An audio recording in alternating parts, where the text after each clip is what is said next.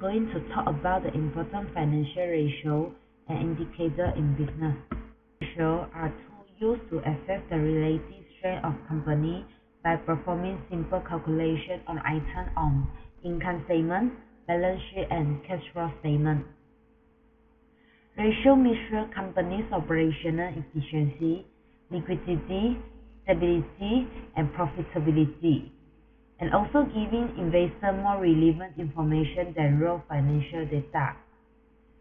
Investors and analysts can gain profitable advantages in the stock market by using the widely popular and arguably indispensable technique of ratio analysis. One of the financial ratio is balance sheet ratio. Balance sheet ratio is used the data that reported in the balance sheet to examine the financial condition and change the financial position. There are several helpful ratios that people use to determine a company's long-term profitability and short-term financial outlook. The ratios are calculated using information from the balance sheet. This ratio can help a company to measure their liquidity, solvency, and capital structure. There are three types of balance sheet ratio, which are liquidity ratio, solvency ratio, and capital structure. Liquidity ratio is measure the ability of a company to pay short-term liability. A company needs to be able to pay their short-term liability, or else the company will face problems in liquidity of the financial. A number of financial ratios are used to measure a company's liquidity. The most common are the current ratio, quick ratio, and day sales outstanding. The current ratio measures a company's ability to pay off its current liability with its current assets, such as cash, account receivable, and inventory. It serves as a test of a company's financial strength. It calculates how many dollars in assets are likely to be converted to cash within 1 year in order to pay debts that come due during the same year. You can find the current ratio by dividing the total current asset by the total current liability.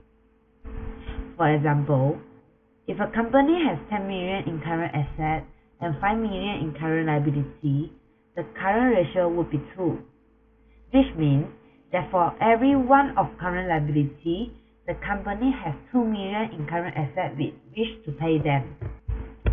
Second, the quick ratio measures a company's ability to meet its short-term obligation with its more liquid assets and therefore excluded inventory for its current assets. It measures the dollar amount of liquid assets available for each dollar of current liability. If the quick ratio is 1.5, it means that a company has 1.5 of liquid assets available to cover each one of current liability. The higher the quick ratio, the better the company's liquidity position. The third one is day sales outstanding. Day sales outstanding refers to the average number of days it takes a company to collect payment after it made a sale. A higher day sales outstanding means that a company is taking unduly long to collect payment and is tying up capital in receivables. Day sales outstanding are generally calculated quarterly or annually. The second of the balance sheet ratio is solvency ratio. Solvency ratio measures the ability of a company to pay its long-term debt and the interest on that debt. Solvency ratio, as a part of financial ratio analysis, helps the business owner determine the chance of the firm's long-term survival. There are some financial ratios to measure the solvency, such as debt to equity, debt to asset, and also the interest coverage ratio. Debt to equity ratio indicates the degree of financial leverage being used by the business and includes both short-term and long-term debt. A rising debt to equity ratio implies higher interest expenses, and beyond a certain point it may affect a company's credit rating, making it more expensive to raise more debt. Lower value of debt to equity ratio are favorable, indicating less risk. Higher debt to equity ratio is unfavorable because it means that the business relies more on external lenders, thus it is at higher risk, especially at higher interest rates.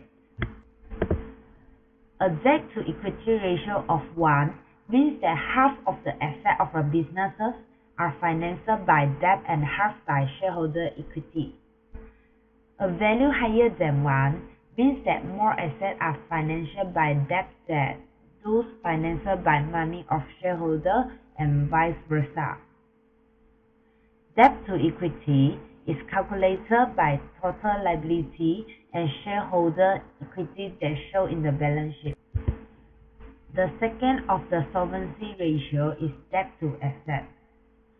Debt to asset ratio measures the percentage of a company asset that has been financed with debt, which are short-term and long-term.